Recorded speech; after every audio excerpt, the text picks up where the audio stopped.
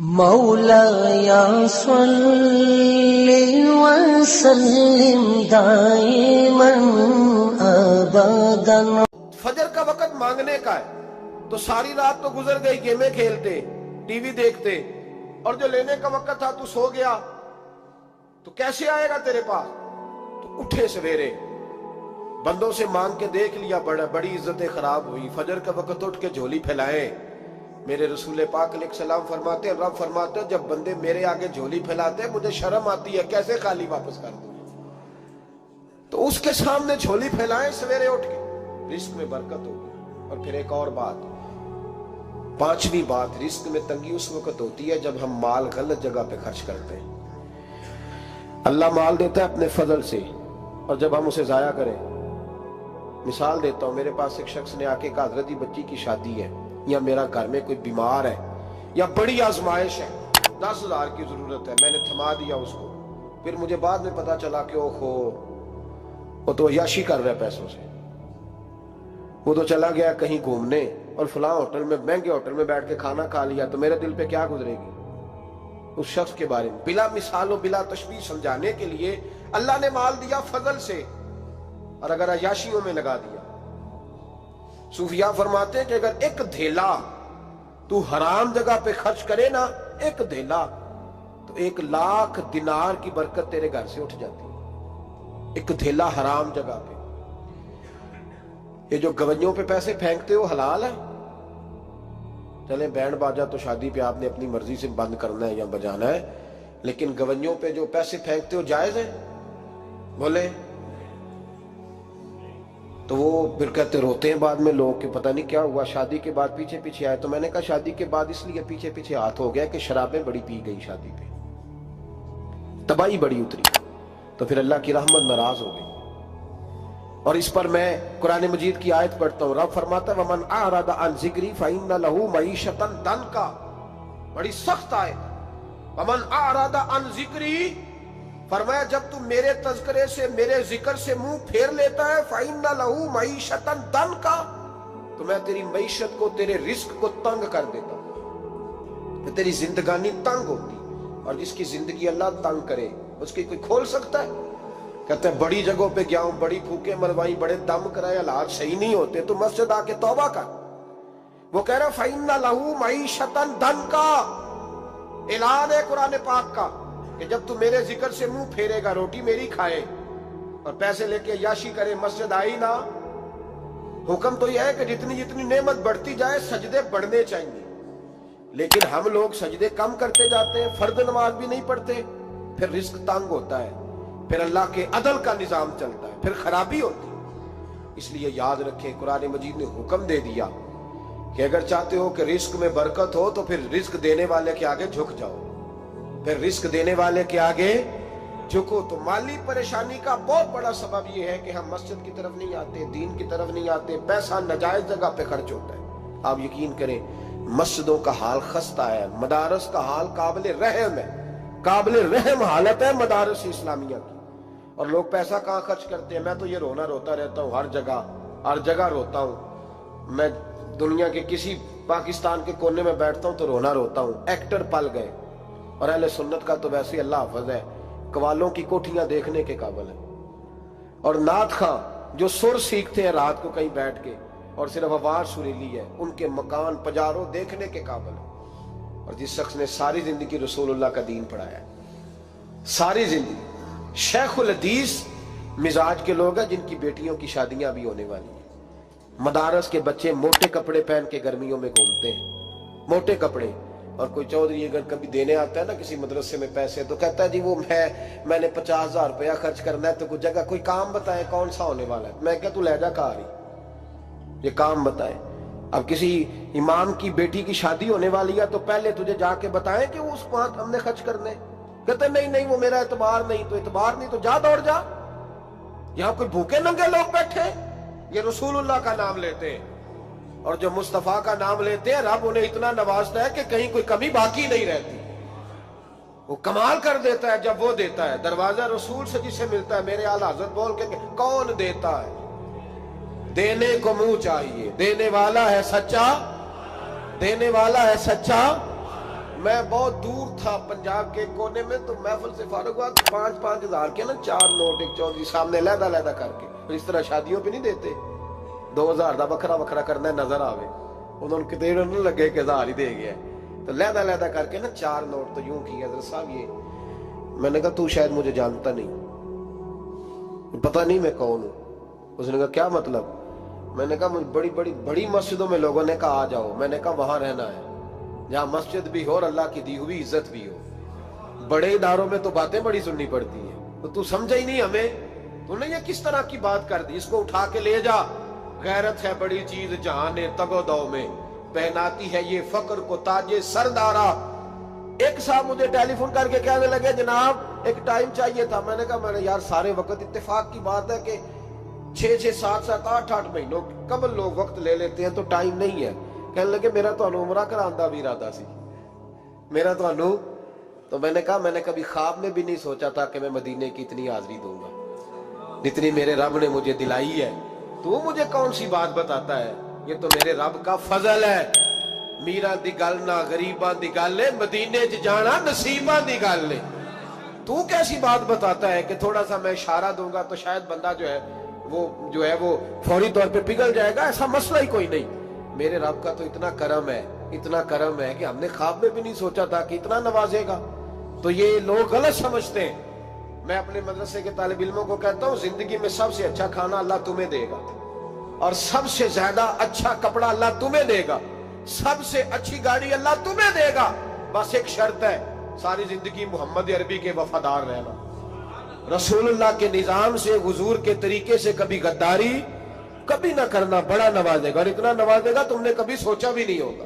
تو یاد رکھیں اللہ رزق میں برکت دیتا ہے، لیکن اس وقت جب ہم اپنی زندگی حقیر کرتے ہیں نا، اب جہاں آنے لگا ہوں وہاں آپ کو لانا چاہ رہا ہوں، ہم پتہ کیا کرتے ہیں، ہاتھ پھیلاتے ہیں، بڑے بڑے رئیس اعظم ہو کے لوگ ہاتھ پھیلاتے ہیں، اگر آپ ناراض نہ ہو تو ایم این اے نے بھی انویسٹر رکھے ہوتے ہیں، ایم پی اے کا بھی انویسٹر، وہ بھی فون کرتا ہے کہ اتنی فلیکس تیرے ذمے، اتنے تیرے ذمے۔ یہ مت سمجھے کہ مانگنے والا چھوٹا طبقہ ہے، یہاں بڑے بڑے لوگ ہیں، یہاں تو پولیس افسر بھی دکان پہ آ جائے تو دکاندار پریشان ہوتا ہے کہ یہ مفت ہو رہا ہے، یہ پیسے نہیں دے گا۔ تو یہاں مانگنے کے سٹائل بڑے بڑے نرالے، بڑے بڑے لوگ ہیں، ناراض نہ ہوئیے گا، سب کی بات نہیں کر رہا، لیکن اللہ ماشاءاللہ اکثر کی بات کر رہا ہوں۔ اب میرے نبی پاک صلی اللہ علیہ وسلم نے درس دیا، فرمایا زندگی میں ہاتھ نہ پھیلانا، کبھی بھی زندگی میں کبھی بھی ہاتھ، مالی پریشانی کا حل بتایا، میرے حبیب فرمانے لگے یوں نہ کرنا ورنہ پھر دوبارہ ساری زندگی اس طرح نہیں ہو سکے گا۔ فرمایا اپنی غربتیں چھپا کے رکھ، اگر اللہ کبھی آزمائش ڈالے تو اللہ کے ساتھ بات کر، اس کے نیک بندوں کے ساتھ بات کر، کبھی بھی یوں نہ کرنا ورنہ ساری زندگی پھر تم مانگتا ہی رہے گا۔ تو یا رسول اللہ کیا کریں؟ فرمایا تو دینے کا ارادہ کر، اللہ بھی تجھے مالا مال فرما دے گا۔ تو جس نے ہاتھ پھیلایا ہوا ہے نا، اسناد خان نے بھی، مولوی نے بھی، ایم این اے نے بھی، ایم پی اے نے بھی، اور وزیر نے بھی، اور مشیر نے بھی، اور کیا بتائیں کہاں تک۔ ہمارا تو وزیر اعظم کسی ملک چلا جائے تو اگلا ملک پریشان ہو جاتا ہے کہ شاید کچھ لینے آیا ہے۔ جن کو آج یوم پاکستان ہے، پاکستان مانگنے کے لیے نہیں بنا تھا، یہ دینے کے لیے بنا تھا، یہ تو دینے کے لیے بنا تھا۔ یہ تو وہ سلطنت بنائی گئی تھی جو درویشوں نے قائم کر دی، اور اس ملک کو بھکاری بنا دیا ہے، لیکن ہم پھر بھی مایوس نہیں۔ یہ مٹی بڑی حسین ہے، انشاءاللہ تعالی یہاں سے ایسے پھول کھلیں گے کہ ساری دنیا کو خوشبو جائے گی۔ اس دھرتی سے انشاءاللہ تعالی ایسے درخت اگیں گے کہ سارا زمانہ سائے میں بیٹھے گا۔ میں دور نہیں نکلنا چاہتا۔ تو ایک رزق کی تنگی کا معاملہ یہ ہے کہ ہم مانگتے ہیں۔ کچھ لوگ اس لیے بھی کسی سے سوال کر لیتے ہیں کہ کوئی کہے نا امیر بڑا ہے، سوال شادی کا موقع آتا ہے تو 2 4 دوستوں کو فون کر لیتے ہیں، پھر رشتہ داروں کو بتاتے پھرتے ہیں کہ میں نے تو قرضہ پکڑ کے نکاح کیا ہے، قرضہ پکڑ کے رجسٹری کرائی ہے، تاکہ لوگ، تو جب تو ایک دفعہ مانگ لیتا پھر ساری زندگی تیری مالی مشکلات حل نہیں ہوتی۔ ایک وجہ یہ ہے۔ اب آئیے ان پریشانیوں کے کچھ روحانی علاج ہیں۔ 1 باتیں عرض کروں۔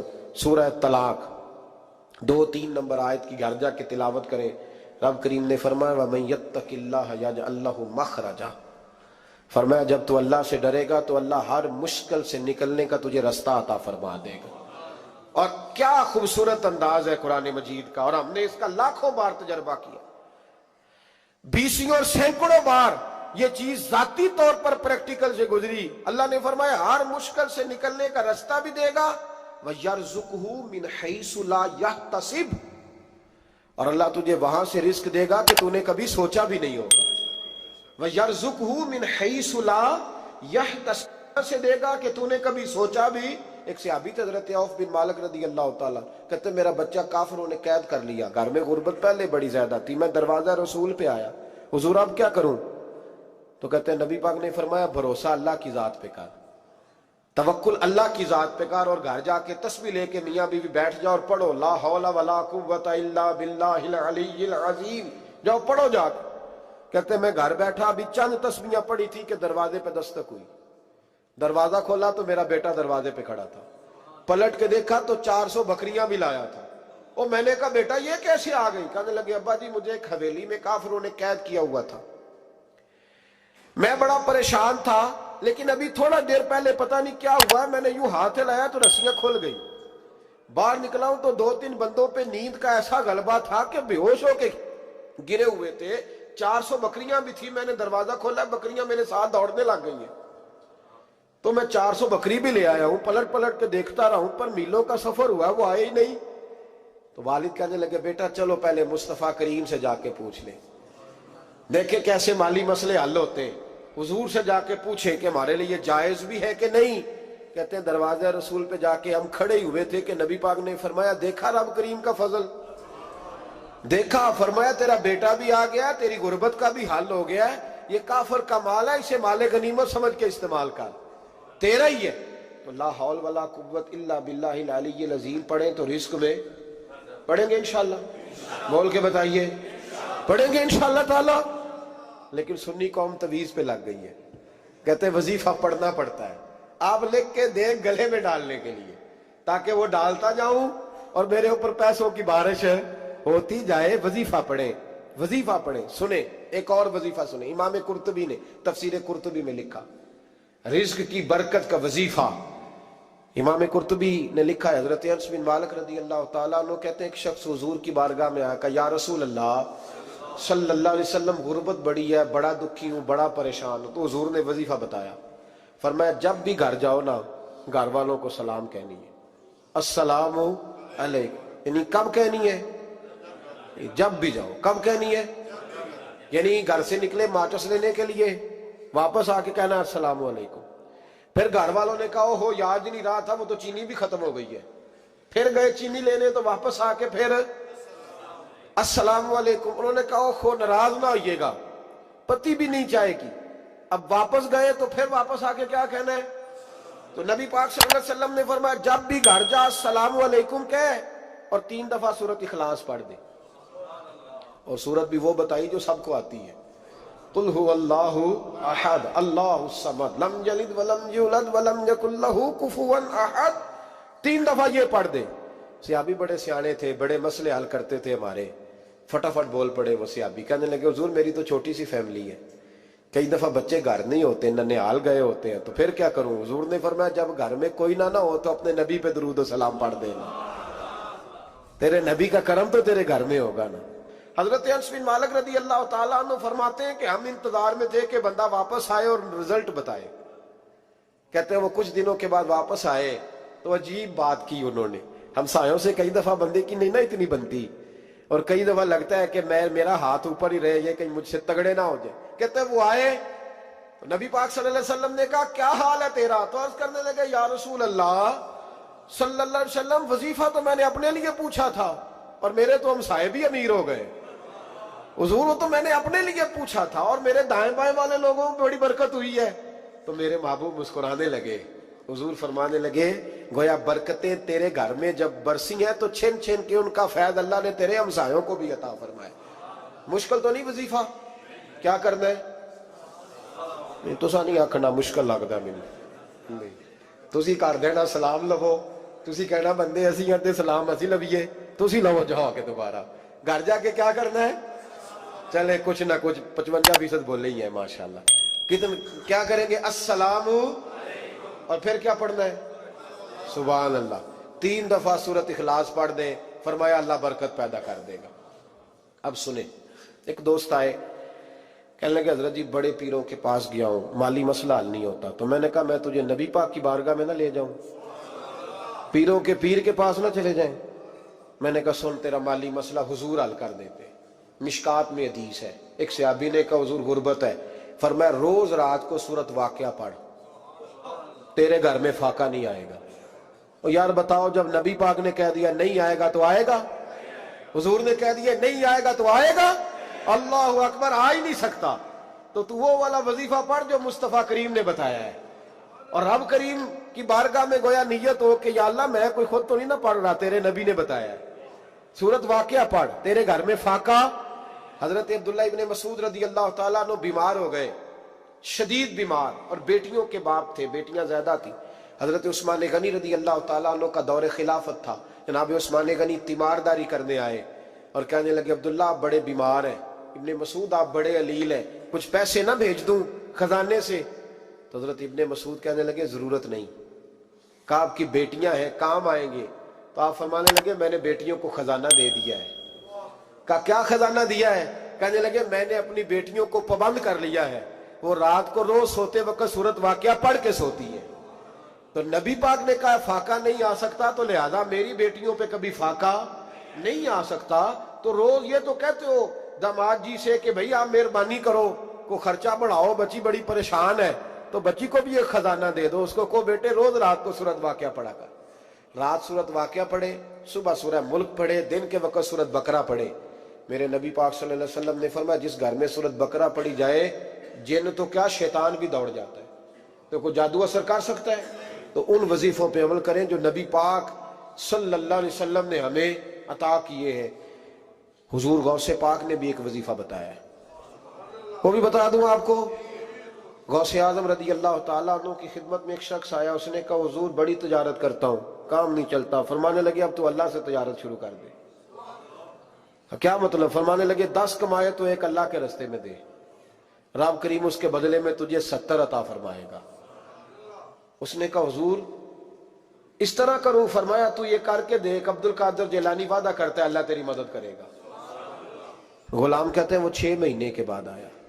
پہلے جب آیا تھا تو پیدل آیا تھا، 6 ماہ کے بعد آیا تو 6 اونٹ تھے اس کے پاس، اور آ کے حاضر ہوا تو کہنے لگا حضور زندگی پتہ نہیں کہاں گزار دی، کاروبار کا تو مزہ ہی اب آیا ہے، اب مزہ آیا ہے کاروبار کرنے کا، اب مزہ آیا ہے. کہ 10 میں سے 1 دیتا ہوں، پتہ نہیں کتنا مہربان ہے. اور یہ آیت ہے وَيَرْزُقْهُ مِنْ حَيْثُ لَا يَحْتَسِبُ، تجھے وہاں سے دے گا کہ تیرا کبھی گمان بھی نہیں گیا ہوگا.